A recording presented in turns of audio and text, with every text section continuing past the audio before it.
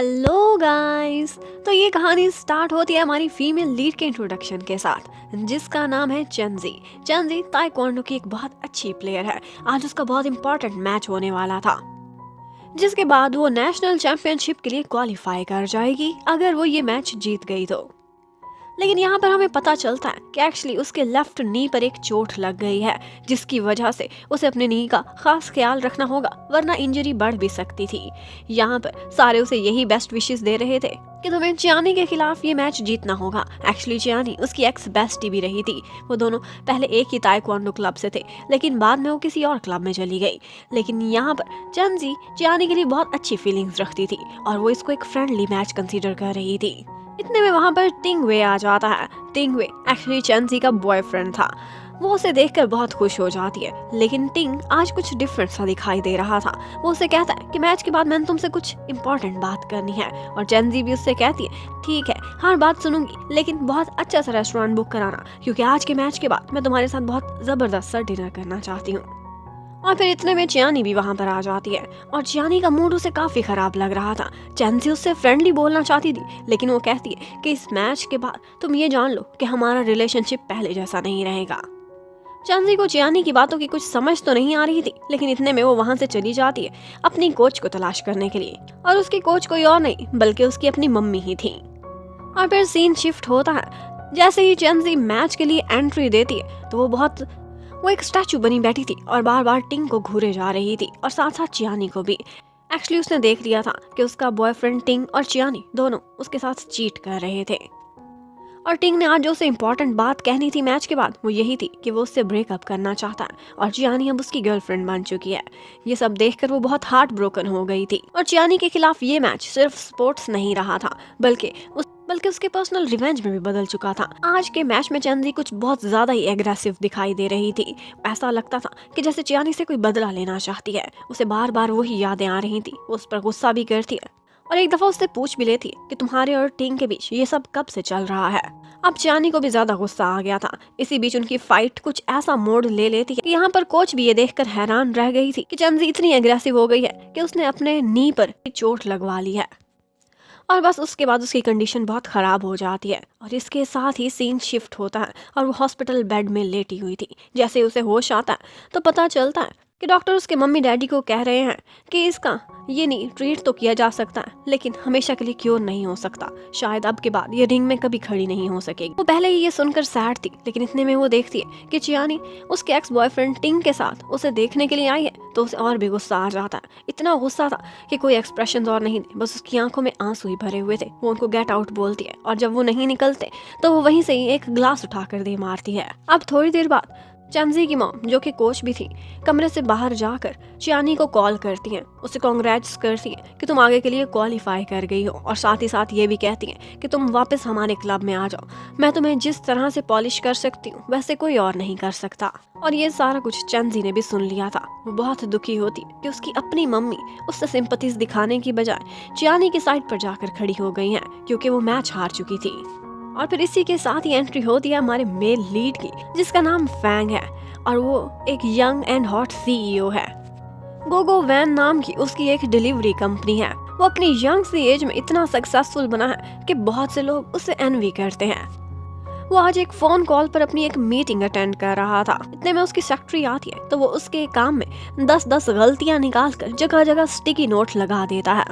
और फिर जैसे ही वो कॉल एंड करता है, मीटिंग ओवर होती, मुड़कर देखता है तो सेक्रेटरी गायब थी, और उसके पीछे खड़ा हुआ था उसका अपना ही मैनेजर, जो कि बातों से उसका फ्रेंड भी दिखाई दे रहा था। वो उससे कहता है कि अगर तुम इस तरह से हमेशा सेक्रेटरी को तंग करते रहोगे तो कौन यहाँ पर टिकेगी। ये वाली भी जॉब छोड़कर चली गई है। और फिर हमें पता चलता है कि जब से वो सीईओ बना है तब से लेकर अब तक 1 महीना भी कोई सेक्रेटरी उसके पास नहीं ठहर सकी। वो कहता है कि कोई यहाँ पर टिके या ना टिके, मैं अपने सेल्फ डिसिप्लिन पर कॉम्प्रोमाइज नहीं करने वाला। और फिर इसके साथ ही हमें पता चलता है कि चेंजी बहुत सैड थी। वो अपनी मम्मी से प्रोटेस्ट करती है कि आप ये सब क्या कर रही हैं, आप क्यों चियानी की साइड ले रही हैं। लेकिन उसकी मम्मी बहुत प्रोफेशनली उसे जवाब देती हैं और कहती हैं कि रूल्स के अगेंस्ट तुम गई थी, तुमने स्पोर्ट्स को एक पर्सनल रिवेंज में बदल डाला। मैं तो पहले ही कहती थी कि तुम्हें डेट ही नहीं करनी चाहिए, देखा डेटिंग का नतीजा, तुम रिंग में खड़ी हो गई एक जेलसी का बदला लेने के लिए। चैंजी ये सब सुनने के बाद और भी हार्ट ब्रोकन हो जाती है। वो अपनी मम्मी से कहती है कि देखना, मेरा नी ठीक हो जाएगा, मैं दोबारा से रिंग में जाऊंगी, मैं वो सारे सपने पूरे करूंगी जो कि आपके हैं। लेकिन उसकी मम्मी उसे बहुत सख्ती से कह देती है कि तुम्हारा इस रिंग में अब कोई फ्यूचर नहीं है। उसकी मम्मी तो बहुत स्ट्रिक्ट लग रही थी, जबकि इस मौके पर उसके डैडी उसका साथ देते हैं।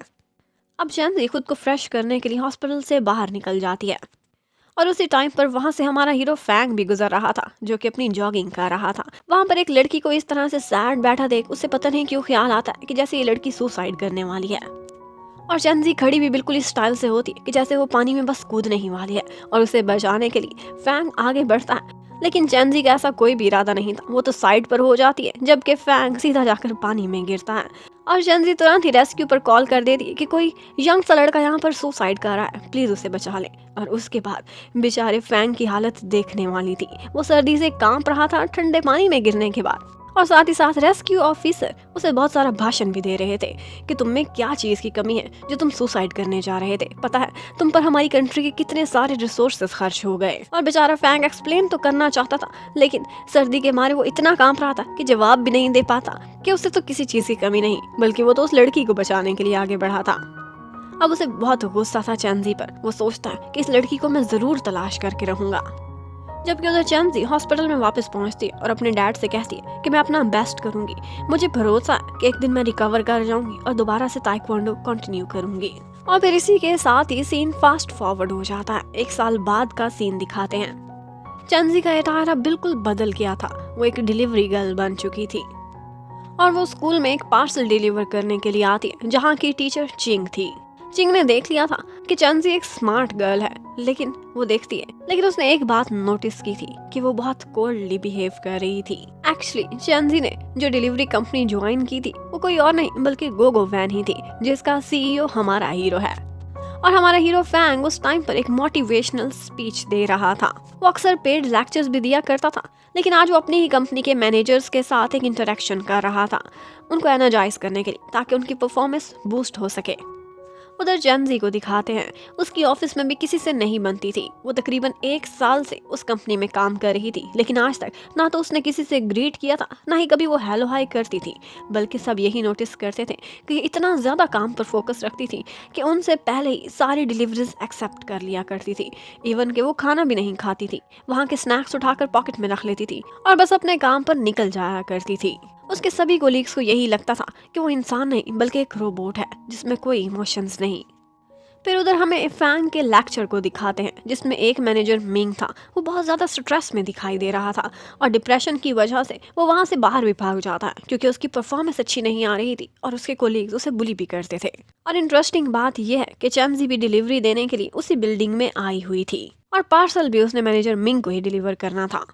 लेकिन इससे पहले कि वो मैनेजर मिंग तक पहुंचती, हमें पता चलता है कि मैनेजर तो रूफ टॉप पर पहुंच गया है और वो वहां जाकर डिप्रेशन की वजह से सुसाइड करने वाला है। इतने में वहां पर रिपोर्टर्स भी पहुंच जाते जो पास ही कवरेज कर रहे थे। अब फैंग और दूसरे एम्प्लॉयज भी वहां पहुंच गए थे, जो कि उस मैनेजर को कन्विंस करने की कोशिश करते हैं कि नीचे उतर आओ, लेकिन वो किसी की बात नहीं सुन रहा था। इतने में चैंजी भी उधर पहुंच जाती और आगे बढ़ती है, उससे कहती है कि तुमने सुसाइड करनी है, मरना है मर जाना, लेकिन पहले ये पार्सल तो रिसीव कर लो, यहाँ पे साइन कर दो, फिर बेशक कूद जाना। और वो भी उसके साथ ही जाकर खड़ी हो जाती है बिल्कुल बिल्डिंग के कॉर्नर पर। तो चैंजी उससे कहती है कि जैसे ही मैं तुम्हारी डिलीवरी कंप्लीट करूंगी मुझे 5000 का बोनस मिलने वाला है और 5 स्टार्स भी।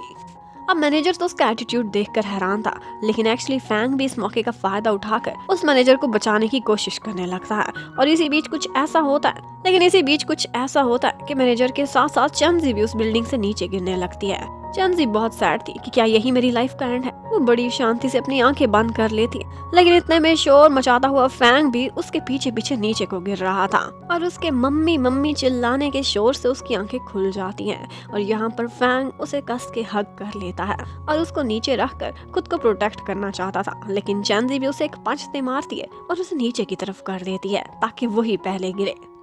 इतने में उन तीनों की सेफली लैंडिंग हो जाती है एक एयर बैग पर, जो कि रेस्क्यू वालों ने बिछाया था। अब यहाँ से संभलते ही चैंजी उठती है। सबसे पहले तो मैनेजर मिंग के साइंस लेती है अपनी डिलीवरी पर और उसके बाद वो बेहोश हो जाता है। जबकि फैंग तो सब मीडिया वालों के सामने खड़ा होकर कहने लगता है कि ये दोनों मेरी ही कंपनी के एम्प्लॉयज थे और इनकी जान बचाना मेरा फर्ज बनता था, इसीलिए तो मैं वहाँ पर आगे आगे बढ़ गया। मुझे कोई परवाह नहीं, मेरे लिए सबसे इम्पोर्टेंट हमारे एम्प्लॉयज हैं, क्योंकि हमारी कंपनी का लोगो ही यही है कि वी आर अ फैमिली। अब चैंजी सब सुन रही थी कि कितनी बड़ी बड़ी बड़के मार है और वहाँ पर डर रहा था और उसको नीचे रखना चाहता था ताकि चैंजी पहले गिरे। और यहीं पर ही एक रिपोर्टर चैंजी के पास आता है जिसका नाम लिन था, जो कि उसे बोल रहा था कि प्लीज घर वापस आ जाओ। और यहीं पर ही हमें पता चलता है कि एक्चुअली वो रिपोर्टर कोई और नहीं बल्कि चैंजी का बड़ा भाई है। और चैंजी कब की घर छोड़ चुकी है अपनी मम्मी से नाराज होने की वजह से। अब जब चैंजी वापस अपने काम पर लौटने लगती है तो उसी टाइम पर फैंग उसके पास आ जाता है और उससे कहने लगता है कि तुम्हारा क्या नाम है। अब वो पता नहीं उसे डांटना चाहता था या फिर इनाम देना चाहता था, लेकिन उससे पहले ही वो देखता है तो चैंजी की नोज ब्लीड करने लगती है। और यहाँ पर हमें पता चलता है कि उसे ब्लड देखने से फोबिया है। और ये देखते ही उसे लगता है कि पूरी दुनिया घूम रही है और वो वहीं का वहीं बेहोश हो जाता है। अब चैंजी भी उसे बाकी लोगों के सहारे छोड़ वहाँ से भाग जाती है, लेकिन मीडिया वालों को लगने लगा था कि कहीं ये लड़की फैंग की गर्लफ्रेंड तो नहीं। उसके बाद हमें चैंजी को दिखाते हैं जो कि एक जगह अपनी पार्ट टाइम जॉब कर रही थी एक रेस्टोरेंट में। और यहीं पर ही एक ब्लाइंड डेट भी चल रही थी ग्रुप में, जहाँ पर वो टीचर चिंग भी पहुंची हुई थी। यहाँ पर लगता था कि जैसे उसे जबरदस्ती बिठाया गया है, लेकिन इससे पहले कि वो किसी से भी घुलती मिलती वहाँ पर फैंग पहुंच जाता है और वो भी बुके लेकर। और आते ही चिंग से ऐसे बातें करने लगता है कि जैसे वो उसका बॉयफ्रेंड है और वो उसकी वुमन है। यहाँ पर सभी लोग चिंग से कहते हैं कि अगर पहले ही तुम्हारा इतना हैंडसम और यंग सा बॉयफ्रेंड था तो तुम डेट पर क्यों आई हो। और इसी बात पर वहाँ पर मौजूद एक एटीट्यूड वाला डॉक्टर उन पर पानी फेंकने वाला था कि चैंजी एंट्री करती है और कहती है कि हमारे इस रेस्टोरेंट में वायोलेंस अलाउड नहीं है, और उसको अपनी ताइक्वांडो स्किल्स के थ्रू एकदम साइड पर ले जाती है। और फैंग तो उसका ये रूप देखता है तो बस देखता ही रह जाता है, वो उससे काफी इम्प्रेस हुआ था। अब फिर हमें पता चलता है कि एक्चुअली चिंग कोई और नहीं बल्कि फैंग की अपनी आंटी हैं, लेकिन वो सिंगल थी और उनको ब्लाइंड डेट्स बहुत बुरी लगती थी, तो वो उन्हें कोई रेस्क्यू करने के लिए उनके पीछे पीछे पहुंचा था। और अब आंटी जब उसका बिखरा हुआ कमरा देखती है तो उसे बहुत डांटती है और उसे वार्निंग देती है कि कमरा तुम खुद साफ करोगे। जबकि उधर चैंजी के डैड आज बहुत सैड थे, वो उसके फ्लैट के बाहर ही बैठे उसका वेट कर रहे थे। वो लेट नाइट वापस पहुंचती है, वो उसे बहुत मनाते हैं कि प्लीज घर चलो, मुझे तुम्हारी फिक्र हो रही थी, आज तो मैं न्यूज में देखा था।